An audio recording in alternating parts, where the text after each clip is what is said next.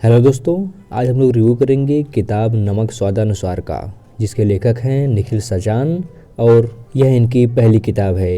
यह एक कहानी संग्रह है। इसको प्रकाशित किया है हिंदी युग्म ने और इसमें पृष्ठों की संख्या है 110 और इसका अमेजन पर मूल्य है 139 रुपये इस समय, और इसके अलावा रेट आगे पीछे होते रहते हैं। किताब के शुरू में लेखक लिखते हैं कि नमक स्वादानुसार मेरी पहली किताब है। इसकी कहानियाँ जहन में उसी तरह आई हैं जिस तरह देह को बुखार आता है।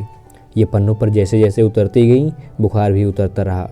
ये कहानियाँ बस हो गई हैं और अब आपके सामने हैं। इसमें से एक एक कहानी को मैंने सालों साल अपने दिमाग के एक कोने में तंदूर पर चढ़ाकर धीमी आंच पर बड़ी तबीयत से पकाया है, क्योंकि मैं कहानियों के मामले में निहायत ही लालची इंसान हूँ। इस कहानी संग्रह में कुल 9 कहानियाँ हैं, जिसके नाम हैं परवाज, हीरो, मुगालते, पीली पेंसिल, टोपाज, साफे वाला साफा लाया, सुहागरात, विद्रोह और बाजरे का टोला, टट्टी, गन्ने की ठूंठ। सचान साहब की लेखनी बड़ी कमाल की है। ऐसा लगता ही नहीं है कि यह इनकी पहली किताब है।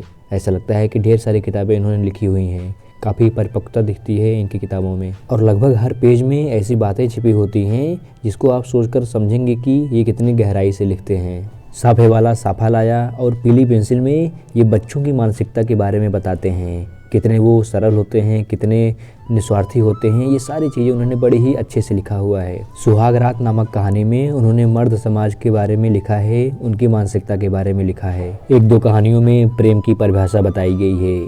लगभग सारी कहानियाँ एक दूसरे से अलग हैं और कुछ न कुछ सीख दे के जाती हैं। जाहिर सी बात है, लेखक ने बड़ी ही बारीकी से इन चीज़ों को जिया होगा, समझा होगा और तब जाकर ये सारी कहानियाँ लिख पाए हैं। बात अगर भाषा की करें तो भाषा काफ़ी सरल है और आसान भी है, जिससे आम पाठक वर्ग इससे आराम से जुड़ सकता है। कहीं कहीं पर उर्दू और इंग्लिश के शब्द जोड़े गए हैं, लेकिन ये अतिशयोक्ति नहीं लगता है, नॉर्मल लगता है। जहाँ पर ज़रूरत पड़ती है वहाँ पर ये शब्द कहे गए हैं। अब बात कर लेते हैं कुछ नेगेटिव चीज़ों की जो मुझे थोड़ा सा ज़्यादा लगी, जैसे कि सारे पेजों में आपको थोड़ी थोड़ी गालियाँ देखने को मिल जाएंगी और गालियाँ ऐसी भी जिससे आम लेखक बचते आ रहे हैं। लेकिन सचान साहब ने भरपूर गालियाँ देने से कोई परहेज नहीं किया है। शायद वे ऐसा चाहते थे कि जो भी किरदार है वो अच्छे से निखर कर सामने आए और उसकी रियलिटी समझ में आए। उसके अलावा 1-2 कहानियों का तुक मुझे समझ में नहीं आया, जैसे कि आखिरी वाली कहानी तो बिल्कुल ऊटपटांग थी, उसमें कोई मतलब था ही नहीं, ऐसा मुझे लगा। अगर भाषा पर थोड़ा सा प्रबंध रहा होता, गाली गलौज कम हुई होती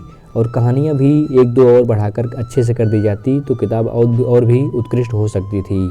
लेकिन फिलहाल ये बेस्ट सेलर साबित हुई थी। इसका मतलब है कि आम दर्शक वर्ग को रियलिटी ज़्यादा पसंद आ रही है। समाज की सच्चाइयाँ अब आसान भाषा में मिलने लगी हैं, इसलिए दर्शक वर्ग आराम से इससे जुड़ पा रहा है।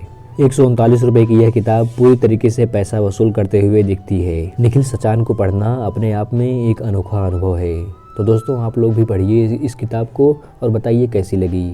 इस वीडियो को यहीं पर समाप्त करते हैं और बहुत ही जल्दी हाजिर हो जाऊंगा एक नए और धमाकेदार वीडियो के साथ।